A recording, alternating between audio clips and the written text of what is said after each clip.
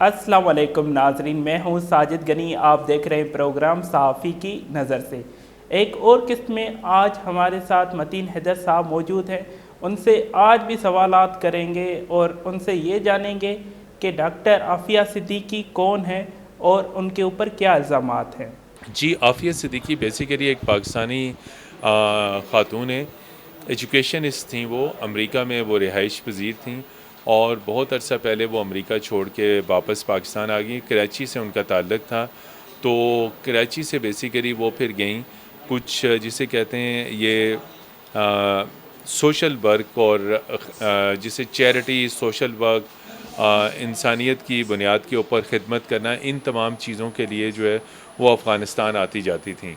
تو اس کے اوپر جب انہیں اٹھایا گیا، سلامتی کے اداروں نے انہیں اٹھایا، ان سے تفتیش کی، اس کے بعد ان کا کوئی پتہ نہیں چلا کہ کہاں ہیں وہ عافیہ صدیقی۔ کچھ عرصے تک جس طرح مسنگ پرسنز میں ہوتی تھی اس طرح وہ مسنگ پرسنز میں تھی۔ پھر اچانک ایک صبح جو ہے وہ پاکستان افغانستان سرحد کے قریب ایک افغان شہر میں وہاں پہ انہیں لا کے چھوڑا گیا۔ کہاں سے وہ آئیں، پاکستان سے آئیں یا افغانستان میں تھی، کہاں تھیں انہیں خود پتہ نہیں تھا، چونکہ وہ سخت ڈپریشن میں تھی۔ جب وہ وہاں پہ جو پیٹرولنگ کرتی ہوئی افغان پولیس تھی وہ انہیں تھانے لے گئی، اور وہاں تھانے میں جب وہ پہنچی تو افغان پولیس نے پھر امریکیوں کو اطلاع کی۔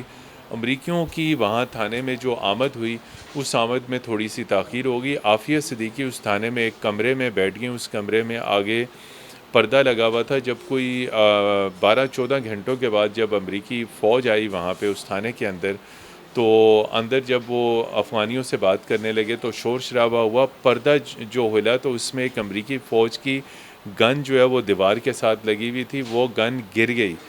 تو امریکیوں نے یہ سمجھا کہ اس پردے کے پیچھے جو عافیہ صدیقی ہے وہ انہوں نے یہ گن اٹھانے کی کوشش کی ہے، چونکہ گن رکھی گئی تھی، تو انہیں اس چیز کا مغالطہ ہوا، انہوں نے فوری طور پہ فائر کھول دیا، حالانکہ عافیہ صدیقی نے گن نہیں اٹھائی تھی۔ تو جب انہوں نے فائر کھول دیا تو گولیاں عافیہ صدیقی کے پیٹ میں جا کے لگیں، جس سے وہ زخمی ہوئیں، ان کا وہاں پہ ٹریٹمنٹ کی گئی۔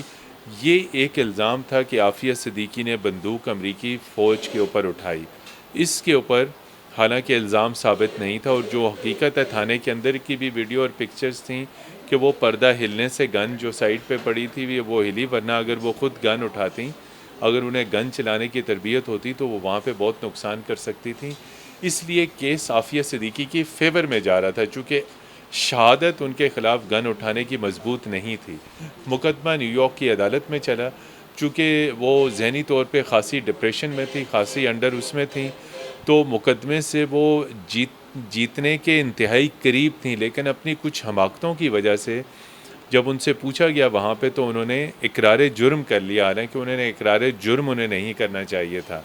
تو وہ تھوڑی سی قانونی منہ شگافیوں کے باعث اگر ان کے حالانکہ حکومت پاکستان نے نیو یارک کی عدالت میں انہیں ایک بہترین وکیل دیا تھا، تو وہ صرف اپنی حماقت کے باعث نیو یارک کی عدالت میں اپنے خلاف مقدمہ وہ کھو بیٹھیں، اور انہیں جو ہے وہ لمبی سزا دی گئی۔ متین حیدر صاحب، کیا شکیل آفریدی واقعی غدار ہیں؟ اگر ہم پاکستانی قانون کے تحت دیکھیں تو یقینی طور پہ یہ ایک غداری کے زمرے میں آتا ہے کہ آپ ایک سرکاری محکمہ صحت کے ملازم ہیں، ایک ڈاکٹر ہیں، اور آپ نے ایک غیر ملکی ایجنسی کے ساتھ خفیہ طور پہ تعاون کیا اسامہ بن لادن کو ٹریس کرنے کے لیے۔ یہی تعاون آپ پاکستانی سیکیورٹی اداروں کو کر سکتے تھے تو آپ کے اوپر غداری کا الزام نہ لگتا۔